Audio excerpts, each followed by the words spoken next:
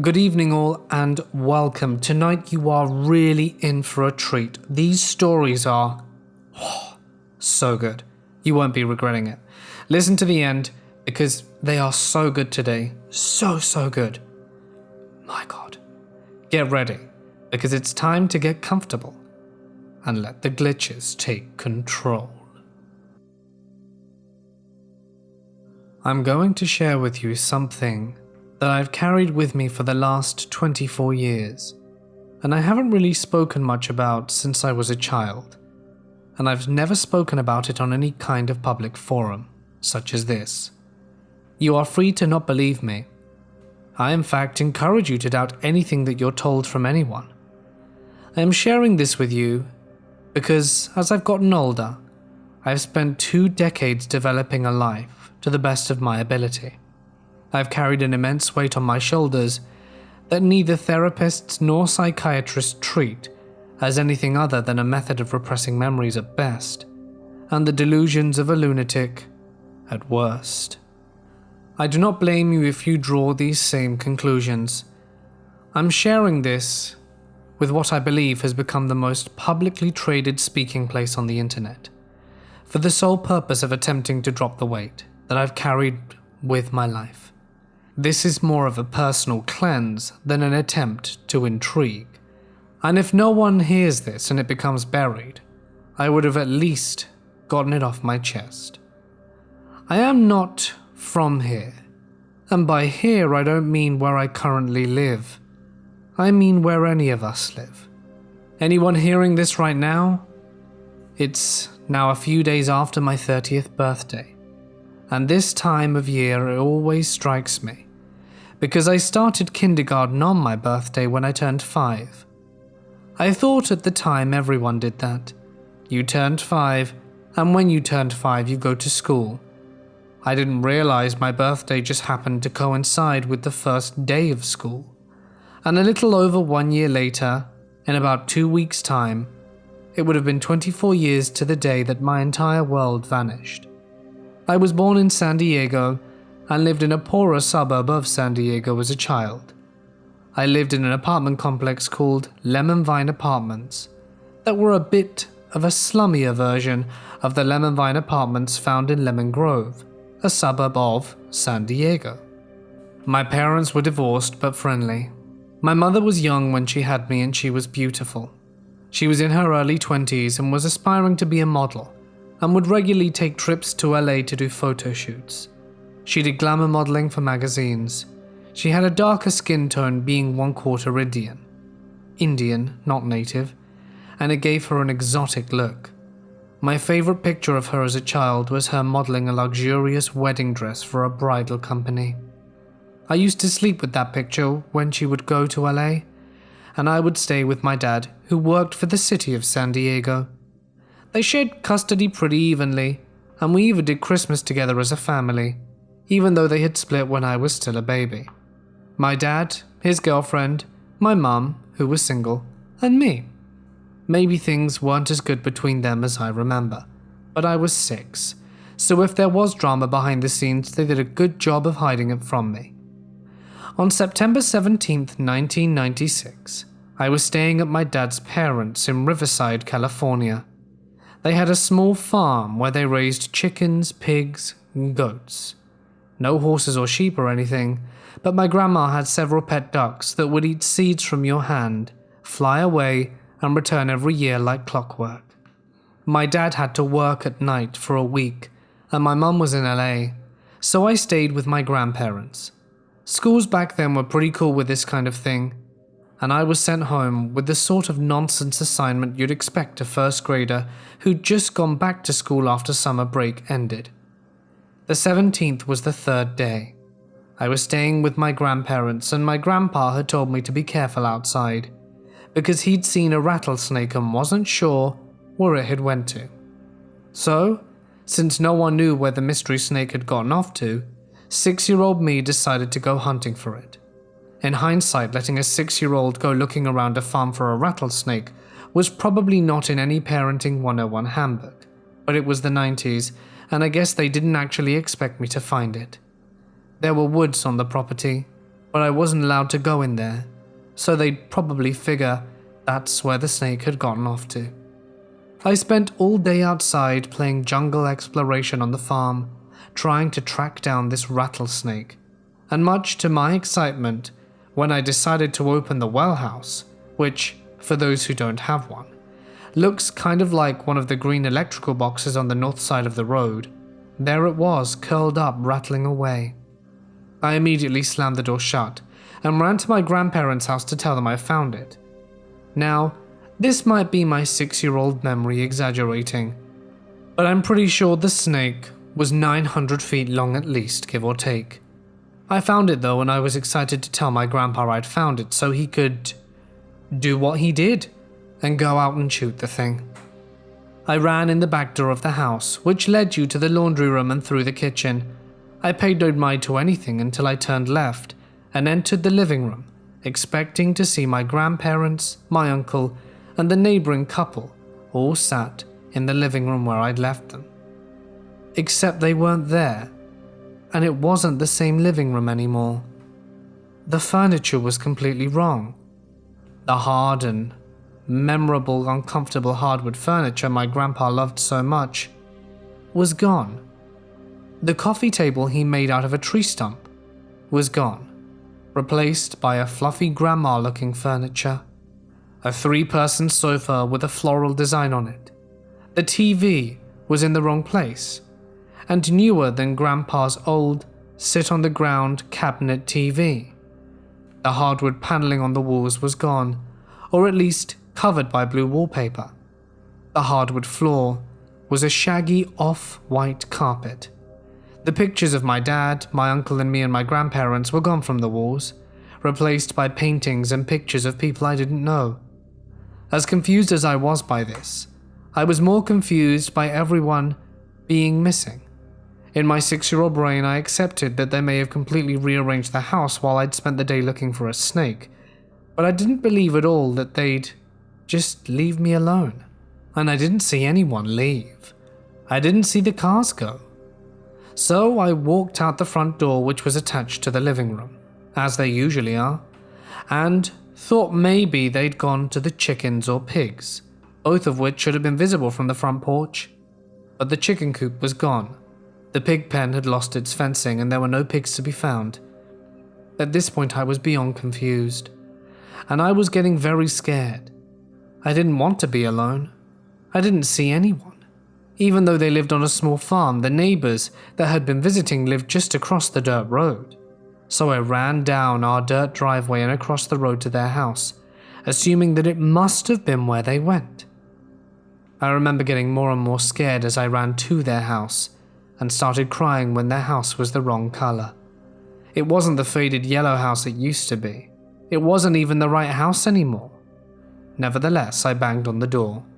I remember at this point I was crying quite profusely because I didn't understand what was happening, and I kept wiping my face, which covered it in dirt after having been digged around under stumps and logs for snakes all day.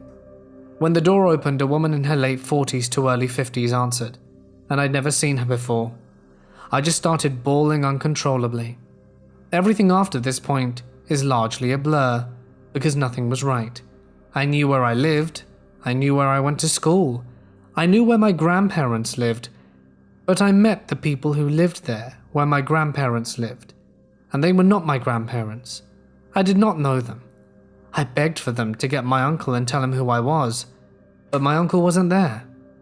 Through a series of various police and people in suits, I was brought back to the town in which I lived, after spending what seemed like 10 hours in the local police station trying to contact my parents. I had my home phone number memorized, but told them my dad would be asleep. But when they called that number, the person on the other end had no idea who I was or what they were talking about. I was asked to give the police officers my address and sat in the local police station while the police in my hometown went to my address. When they finally called the station back, they were informed that the name of the apartment building was incorrect. Lemon Vine Apartments didn't exist, and the address I gave to them was an apartment complex called Merritt Manor, and the apartment number I gave them was unoccupied.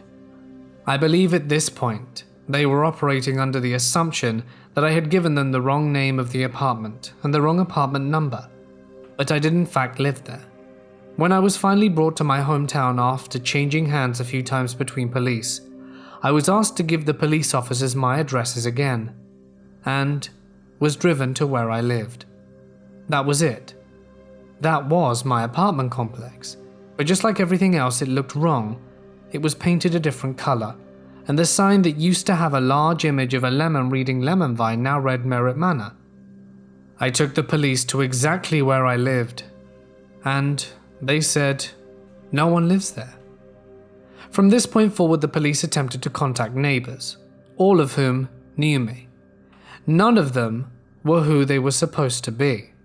Every person who came out of the apartment building around me were the wrong people, and they didn't know me. From this point, they attempted to contact my father, which should have been easy as he worked for the city. But no employee by his name apparently worked for the city in any capacity. As day turned to night, I spent endless hours sitting in the police station as they attempted to find any person in the world who knew me. I couldn't do anything but cry and cry and cry endlessly. A woman in a suit who I think was either a detective or just someone who happened to work at the station sat with me for several hours and tried to keep me calm. She gave me a stuffed dog, a Dalmatian puppy, that looked a bit like one of the dogs from 101 Dalmatians, and told me his name was Sparky. She said I could keep Sparky, and that when they found my parents, Sparky would go home with me and make sure I didn't get lost again.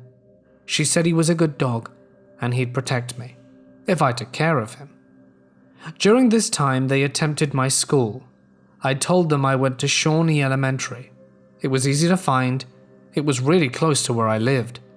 But a school by such a name, as you guessed it, did not exist. My school was now apparently called Anza Elementary. At one point, I was asked if the police had ever taken my fingerprint, and they had. In kindergarten, my entire class had our fingerprints taken by the police at the school gym for basically this exact reason. Unsurprisingly, this didn't help at all. They couldn't find my parents, my grandparents, my neighbors, my apartment, or even me. They couldn't find me. I was too young to remember what my social security number was, but I severely doubt it mattered. They asked my birthday, any relevant information that could help them figure out who I was and where I belonged, but nothing I told them turned up any information about me. At some point during the day, I was briefly taken to the ER, as police suspected I may have sustained some kind of head injury. After being looked over by a doctor, they found nothing wrong with me, and I was sent back to the police station. I ended up staying with someone that night. I'm not entirely sure who it was. Someone from child services, I imagine. I couldn't stop crying long enough to really focus on what was happening at this point. I cried myself to sleep several times in the police station and cried myself to sleep again at the house I stayed in at the night, despite the woman who I was staying with, not the same one who gave me Sparky, doing everything in her power to calm me down. I clung to Sparky so hard I'm surprised I never popped his head off. I didn't have a picture of my mum. I didn't know what was going on, and no one could find out where I belonged. This didn't make sense to me. I was only 6, just barely. I lived where I lived, and my parents were my parents, and my school was my school. They didn't just all disappear in one day. In between fits of crying and waking up, I begged to just go home. I begged for the lady that I was staying with to try and call my dad again. I just kept begging to go home. Over the next few days, I was interrogated and questioned by different people at different times, at different places, at all hours of the day.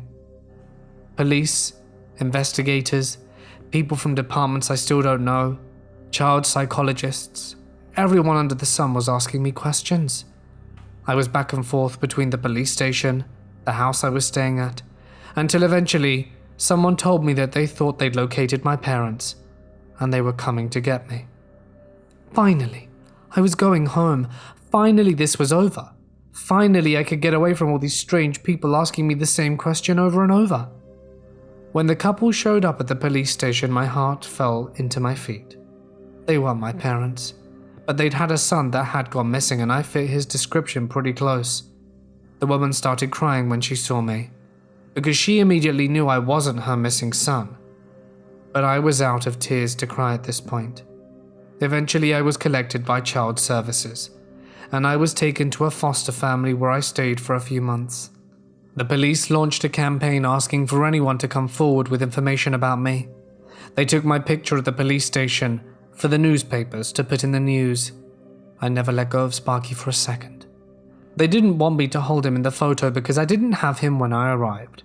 But I needed him, and I would throw an immense tantrum when someone tried to take him away. They had put me back on the clothes I was wearing when they found me, but they'd since given me new clothes to wear. In those months I spent at the foster home, parents of missing children would come to the houses to see if I was their child.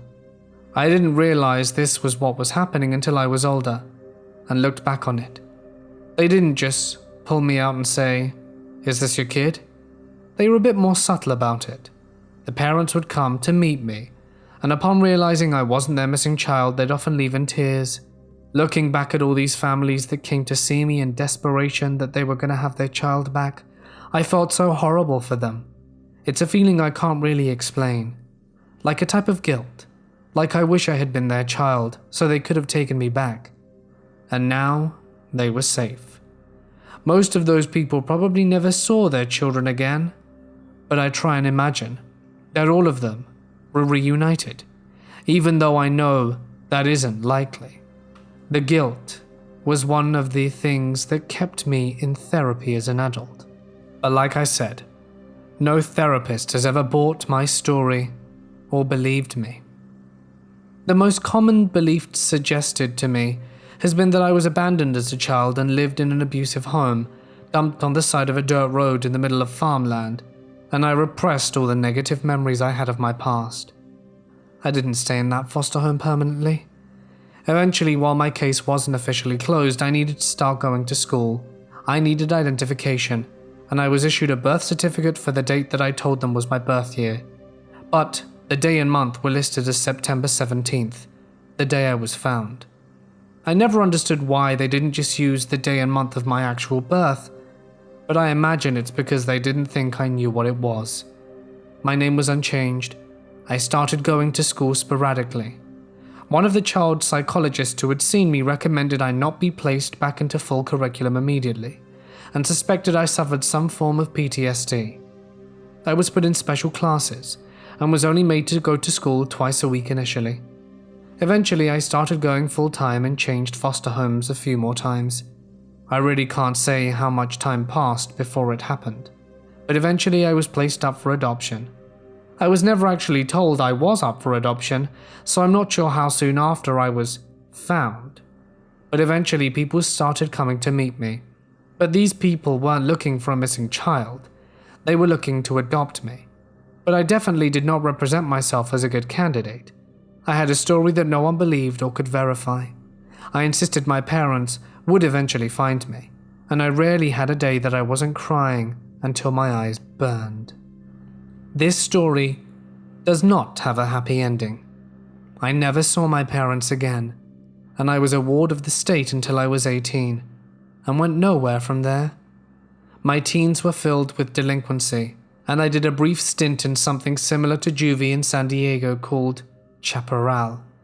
I never went to college, never really started getting my life together until I was around 24. I haven't spoken publicly about this before now, not at least since I was a child speaking to everyone who was trying to figure out where I came from. I still have Sparky. He's old, he's worn, still in one piece, no longer white, he's now a dark shade of grey. He sits on my dresser and is there, just like he's always been, as long as I've been here. I've also been asked a handful of questions, which I think I will address now. The first question is, what things are different in places you came from compared to where you are now? To answer, I'm not really sure. I've been asked about countries, states, laws, planets, languages, you name it. The fact is I don't really know. I was 6. The continents could have been completely different and I would have had no idea. I wasn't particularly bright either. I mean, I was hunting for rattlesnakes. I also thought California was a country. I can say the President of the United States was not Bill Clinton. I can't remember exactly what his name was, but we had to learn it in kindergarten. I think his name might have been Robert or something. I want to say Robert Wilmer, but don't quote me on that. Anyway, that's my story. I doubt anyone will hear this, and it's likely to be buried within 15 minutes. But it's now off my chest and in the open, and hopefully I can go to sleep with a little bit more weight off. When I was a kid, my family planned a trip to New York. We were going to take the train all the way to New York from Oklahoma. At the time, the nearest train station was in Kansas, so we had to drive there first. We left our house in the early morning with plenty of time to make our train, which left at 9 or 10 at night. After driving all day, we made it to Kansas, but somehow got completely and hopelessly lost looking for the train station. For hours we drove on empty country roads that seemed endless. This was the 90s, and well before GPS or the average person having cell phones. All we had was a useless map, and when I say these roads were empty, I mean there was nothing. No gas station, no houses, no stores. Just absolutely endless grassland, as far as the eye could see.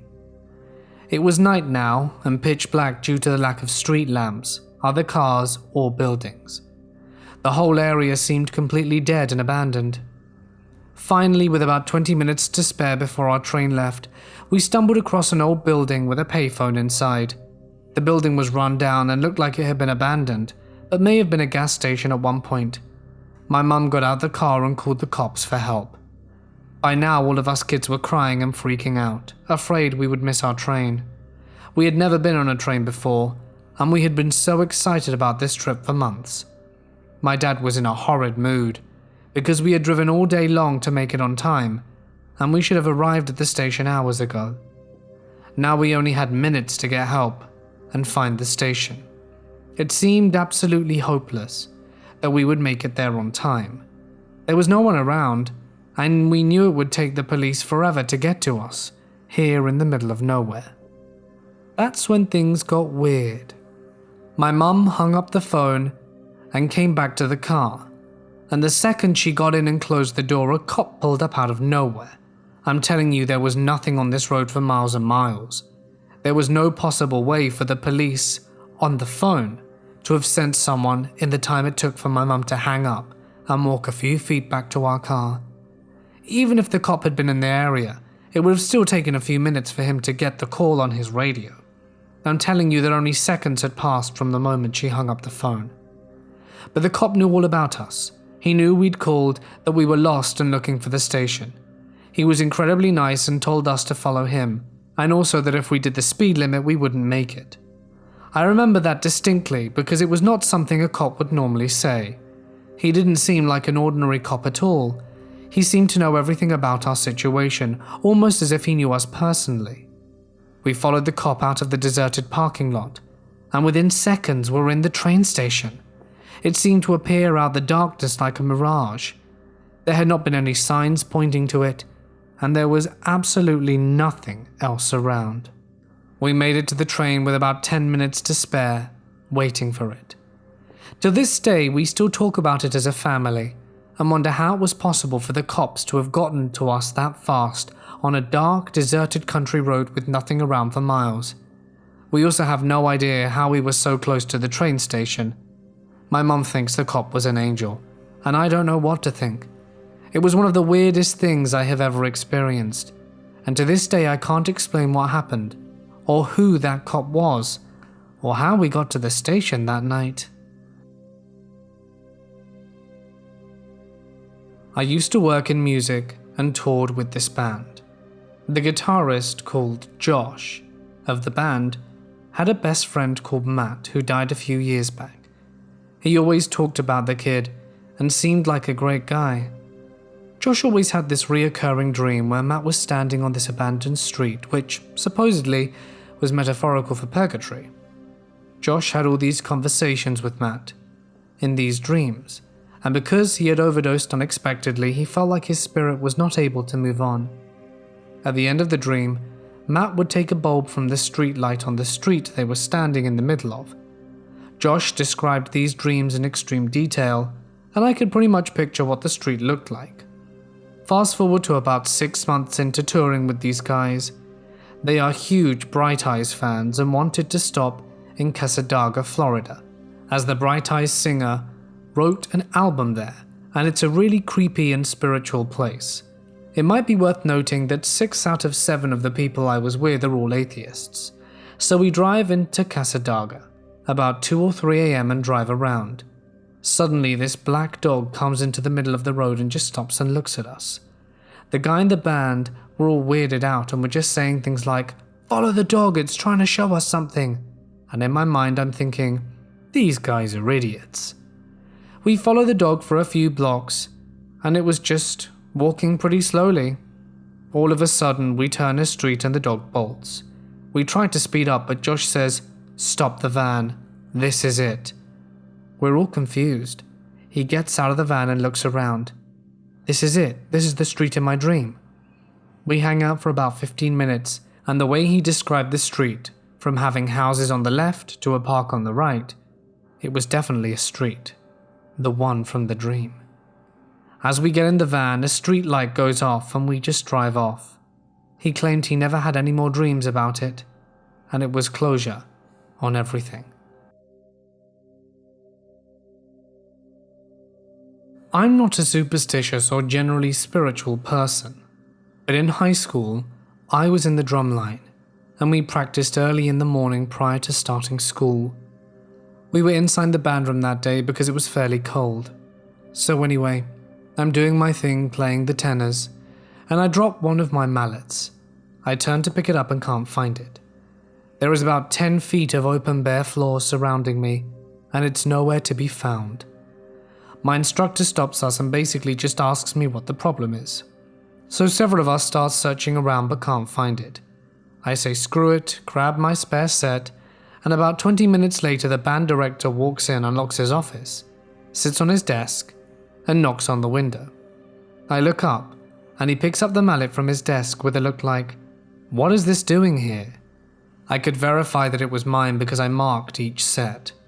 Nobody had gone in or out. There's no gap under the door, it's a locked room, and it somehow ended up on the desk. There were 15 of us in that room at the time, and there was a unanimous nope at that moment. I was stunned, and one of my buddies became unglued.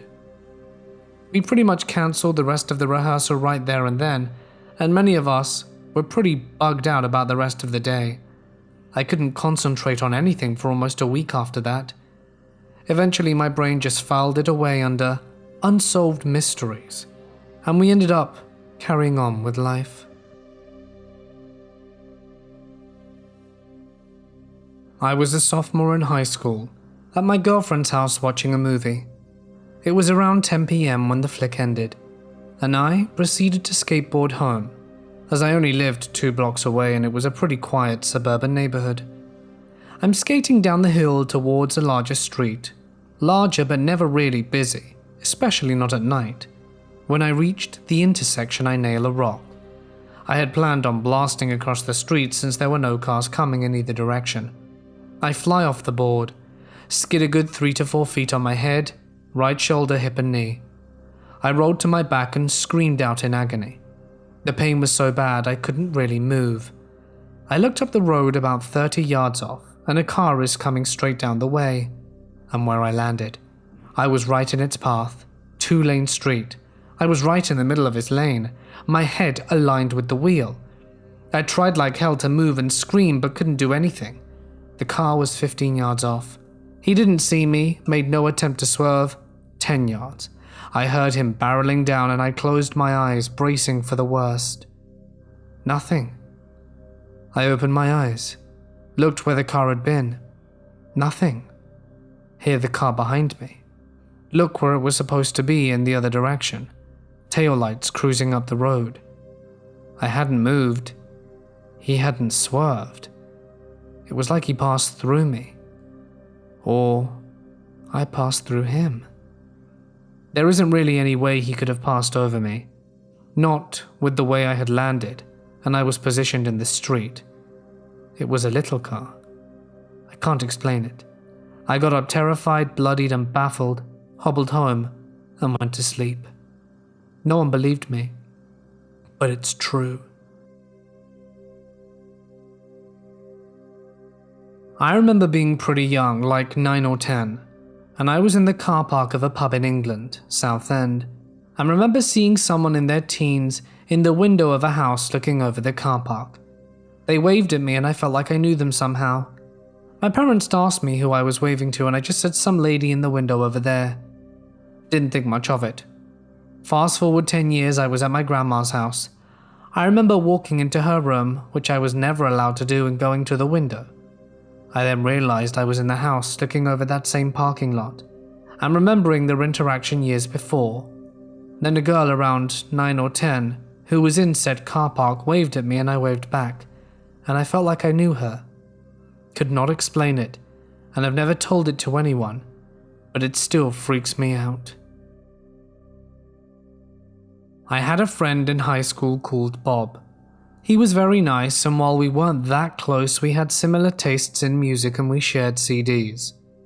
This was in the late 80s and way before file sharing. We eventually graduated and I moved several hundreds of miles away to college and we lost touch. When I left for college, I had one of Bob's CDs still in my possession, Beat by King Crimson. Fast forward 10 years and I graduated college and was knee-deep in my career and finally saved up enough money and bought my first house. In the new house, while I was unpacking, I see the CD in the box. I hadn't noticed it in many years and thought, gee, I really should track down Bob and return this. Then, at that moment, the doorbell rings. It's Bob, and he says, "Hey, you wouldn't happen to still have my King Crimson CD, would you?" I'm looking down and I'm holding it in my hand. I hand it to him, and his mouth drops open. Mine probably already is. We exchange pleasantries. I ask him how he found me, but can't remember his answer anymore, and he eventually takes off. Haven't seen Bob since. This happened to me in 3rd grade, and it scared me so much I started crying and had to go to the office to talk to the principal about it. I was in the hallway for misbehaving, and my neighbor Tad, a year younger than me, came out of class to my right, passed in front of me and headed down some stairs. We said hi to each other, and about 20 seconds later, he walked out of the same class, passed in front of me, and headed down the stairs. I just stared at him, confused and afraid, and he looked back like, "Why the hell are you looking at me like that?" I never realized how much of a Matrix deja vu it was. I've also got a second example of this. A few years after this incident, my sister and I were hanging in the living room watching TV. We both saw our mum walk through the other room and through the adjacent hall. 20 minutes later, she came in from the backyard. My sister and I looked at each other confused and asked how she got back outside. She didn't know what we were talking about. She'd been outside for hours. No one else was home, of course. I died. I saw it. I lived it. Either it was on another world with a version of me that died, or I'm going crazy, but I died. We had a prep rally in school, and after it was finished, we had to go back to class. Well, my friend and I were not in that, so we wanted to go across the street to Sonic. Across the street, there is not heavy traffic, but if you don't pay attention, you can get hit. Well, I remember walking with him and he dropped something, so I went across the street first. I just saw a red Tahoe heading right at me and I got hit. I remember everything, gasping for air, waking up, and sleeping again. Then nothing. All of a sudden I was back in this stadium again, and the exact same words came out of my principal's mouth. My friend wanted to go get Sonic, but I was freaking out and was asking him everything. I thought it had to just been a dream. But when I went with him to see what would happen, he dropped his stuff again and I waited. To my horror, the same red Tahoe shows up, and I told him that I'm going back to school, not dying again. I can still see the other version of me on that street just messed up, not even moving.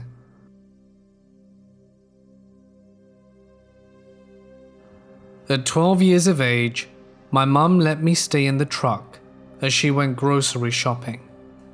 As I wait, I see an old guy walking towards the truck with an indescribable look at me, as if I know too much. He stops 5 feet from the truck, looks at me for a few seconds and heads back to the exact way he came. It was rather traumatic for some reason and very confusing at that age.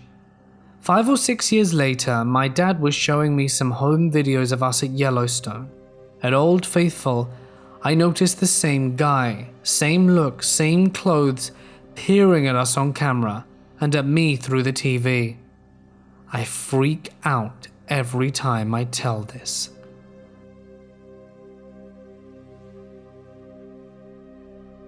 One time, my wife and I were coming back from a dinner night out. When I opened the door of the house, she was sitting at the computer working, as I usually find her when I get home. Nothing unusual, except she was entering the house with me. I shrugged it off and carried on. We went to bed and I told her that I saw her sitting at the computer, and she goes dead serious and told me that when I opened the door, she saw herself sitting at the computer working. Creepiest thing I've ever experienced. The fact that our neighbor's 2-year-old daughter used to point to the TV when it was off and tell us the person on the screen was making scary faces and that she wanted it to go away didn't help us sleep much that night.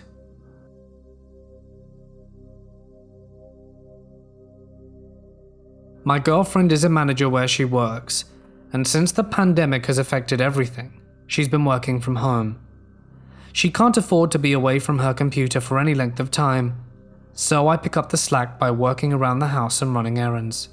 Errands were the order of the day, and I needed to go to our big local big box wholesale store to pick up some things, then the hardware store, and finally the supermarket for some dinner items.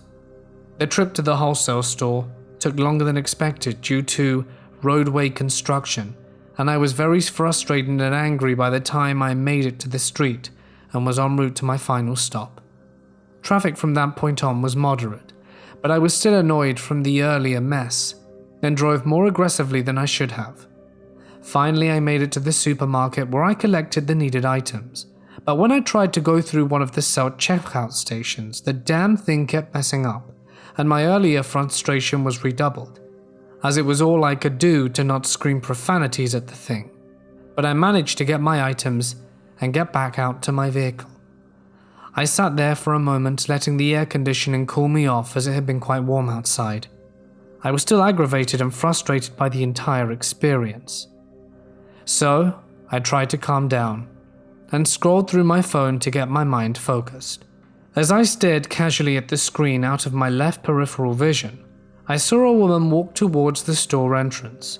She was wearing a light 3/4 sleeve shirt, greyish coloured shorts, and a black piping. Her hair was pulled up in a bun on the back of her head, and she wore large brown sunglasses, which she was adjusting with her right hand. I watched her for a moment as she headed into the store. Now, I don't know if my earlier heightened emotional state had anything to do with this, but not more than 1 minute later, the exact same woman walked past me in front of me again. Now, let me be clear, this wasn't another person who looked like this woman, not a twin, nor had the woman returned to her vehicle without me seeing her. This was not déjà vu. This was the same woman, same clothes, same hair, and sunglasses that she adjusted with her right hand in exactly the same manner as before. My jaw hung slack as I witnessed this. I couldn't make sense of it. I have never had anything like this happen to me. I was totally freaked out. I thought about going back to the store to try and confirm what I'd seen, but I knew that I was not seeing things, and that this actually happened. Ultimately, I elected to just go home. Sometimes I wonder if the Matrix really exists. Ever since I was a kid, I have what I call doubling occasionally happen around me. I put something in my pocket and then find it in another pocket, as well as in the original pocket I had it in. And yes, it's happened with money before. The most standout example was when I was a teen at camp. All the leaders had engraved plastic name tags, and we were all issued only one. I used to keep mine between my hat and my shirt. At the end of camp, I just crammed all my stuff in a duffel and headed home. Later, when I unpacked, the first thing I do is pull out my hat with my tag in it. And of course, a minute later, I pull out a shirt with the same name tag pinned to it. I also have experienced a similar phenomenon where I was a kid. For a few years, it happened on a daily basis, but I haven't seen it much in a long time. Someone would place something in their pocket or backpack, but when they went to grab it, it would later be missing. I would then reach into my pocket or backpack and pull it out. I initially got accused of being a thief, but when it happened repeatedly, when I hadn't even been within 20 feet of the victim, my friends and classmates stopped doing it. So they just kind of accepted that it would happen around me. Moral of the story?